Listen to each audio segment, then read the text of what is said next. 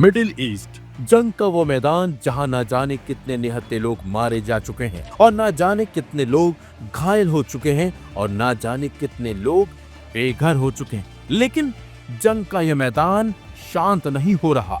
इसी बीच middle east में खुफिया जंग ने अब नया मोड़ ले लिया है। ईरान की खुफिया एजेंसी ने एक ऐसा दावा किया जिससे इजराइल में हड़कंप मच गया और नेतन्याहू के साथ साथ इजरायली सेना की नींद उड़ गई है। दरअसल ईरान की तरफ से दावा किया जा रहा है कि उसने इजराइल के परमाणु हथियार कार्यक्रम से जुड़े करोड़ों पन्नों की सीक्रेट जानकारियों को हासिल कर लिया है।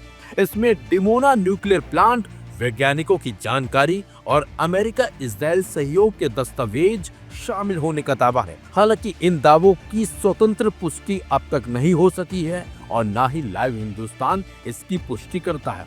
लेकिन इससे क्षेत्र में तनाव एक बार फिर भड़क उठा है। ईरान और इजराइल के बीच खुफिया युद्ध अब खुले मंच पर आ गया है।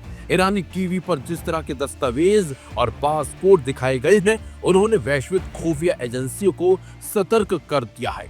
सवाल यही है कि क्या यह वाकई सुरक्षा में सेंध है या फिर एक रणनीतिक दाव। ईरानी खुफिया मंत्री इस्माइल खातिब ने प्रेस वार्ता में दावा किया है कि उनकी एजेंसी को यह जानकारी इजराइल के अंदर से मिली है। उन दावों से जो या तो पैसों के लिए या फिर नेतन्याहू सरकार के विरोध के चलते ईरान के साथ सहयोग करने को तैयार हो गए। ईरानी राज्य टेलीविजन पर जो दस्तावेज दिखाए गए हैं, उनमें कुछ पासपोर्ट, पहचान पत्र, तकनीकी योजनाएं और संचार रिपोर्ट्स शामिल थी। दावा किया गया है कि ये डिमोना न्यूक्लियर फैसिलिटी से जुड़ा है, वही संयंत्र जिसे दशकों से इजराइल का सबसे बड़ा सैन्य रहस्य माना जाता रहा है। जून 2025 में ईरान और इजराइल के बीच सैन्य संघर्ष हुआ था, जिसमें अमेरिका ने भी इजराइल का साथ दिया था। उस संघर्ष के बाद दोनों देशों के बीच साइबर हमलों, प्रोपेगेंडा और जासूसी गतिविधियों का नया दौर शुरू हो गया। डिमोना न्यूक्लियर फैसिलिटी की जानकारी अगर वाकई में लीक हुई है तो ये न सिर्फ इजराइल की सुरक्षा बल्कि अमेरिका की तकनीकी साझेदारी पर भी सवाल उठाता है। अब तक इजराइल की सरकार ने इस पर कोई आधिकारिक टिप्पणी नहीं की है। अमेरिकी रक्षा विभाग ने जरूर कहा है कि वो रिपोर्ट्स की सावधानी से समीक्षा कर रहा है। इजरायली विपक्षी नेताओं ने इस पूरे मामले पर आंतरिक जांच की मांग की है। वहीं ईरान समर्थित गुटों ने इसे बड़ी जीत बताया है। वहीं विशेषज्ञ मानते हैं कि ये घटना दो स्थितियों की ओर इशारा कर सकती है। पहली, या तो यह एक सफल साइबर ऑपरेशन है जिसने इजराइल की सुरक्षा में असली सेंध लगाई है। दूसरी, या फिर ये एक प्रचार अभियान है जो ईरान घरेलू मोर्चे पर अपनी स्थिति मजबूत करने के लिए चला रहा है। कई खुफिया विश्लेषकों का मानना है कि यह दावा अगर आंशिक रूप से भी सही निकला तो इससे क्षेत्रीय संतुलन प्रभावित हो सकता है। फिलहाल ये तय नहीं है कि दस्तावेज असली है या नहीं, लेकिन एक बात तो ये तय है, खुफिया युद्ध अब सिर्फ पर्दे के पीछे नहीं बल्कि टीवी स्क्रीन पर भी लड़ा जा रहा है।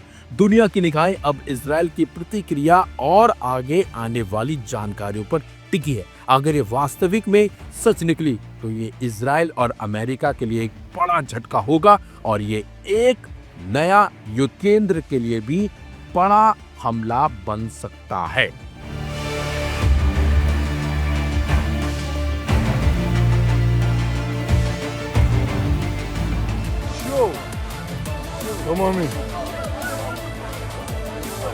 यमन के हुती विद्रोहियों ने एक बार फिर से इसराइल को दहला दिया है। उन्होंने इसराइल के दक्षिणी बंदरगाह शहर इलात पर एक बड़ा ड्रोन हमला किया, जिसमें कम से कम 20 लोगों के घायल होने की खबर सामने आ रही है।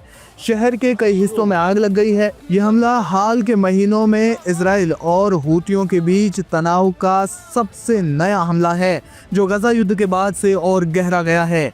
आपको बता दें कि कामिकी ड्रोन ने इलात के एक प्रमुख शॉपिंग मॉल को निशाना बनाया।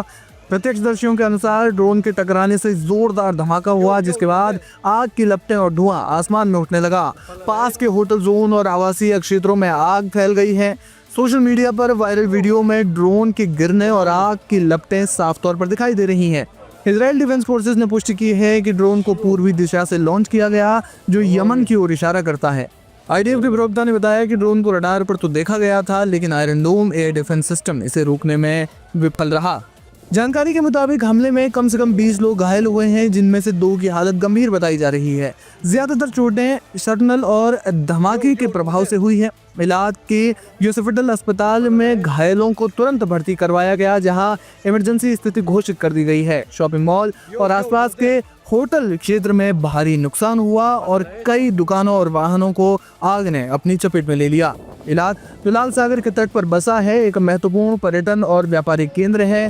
पहले से ही हूती हमलों के कारण आर्थिक संकट का सामना कर रहा है। जुलाई 2025 में इलाद बंदरगाह ने हूती ब्लॉकेट के कारण व्यापार में 85% की गिरावट के बाद दिवालिया होने की घोषणा की थी। इस हमले ने शहर की स्थिति को और गंभीर कर दिया है। हूती विद्रोहियों के सैन्य प्रवक्ता याह्या सारी ने एक टेलीविजन बयान में हमले की जिम्मेदारी ली। उन्होंने कहा, यह हमला गजा में हमारे फिलिस्तीनी भाइयों के समर्थन में किया गया था। इजराइल के बंदरगाह, हवाई अड्डे और सैन्य ठिकाने हमारे निशाने पर रहेंगे जब तक गजा में हमले बंद नहीं हो जाते। हूतियों ने दावा किया कि ड्रोन उन्नत तकनीक से लैस था और इसे यमन से लॉन्च किया गया था। आईडीएफ ने हमले के बाद यमन के हूती ठिकानों पर जवाबी कार्रवाई की चेतावनी दी है। आपको बता दें कि अंसारुल्लाह और इजराइल के बीच तनाव 7 अक्टूबर 2023 को गजा युद्ध के शुरू होने के बाद से बढ़ा है। हूतियों ने लाल सागर में इजरायली और पश्चिमी जहाजों पर हमले तेज कर दिए हैं, जिससे वैश्विक व्यापार खासकर सुएज नहर मार्ग प्रभावित हुआ है।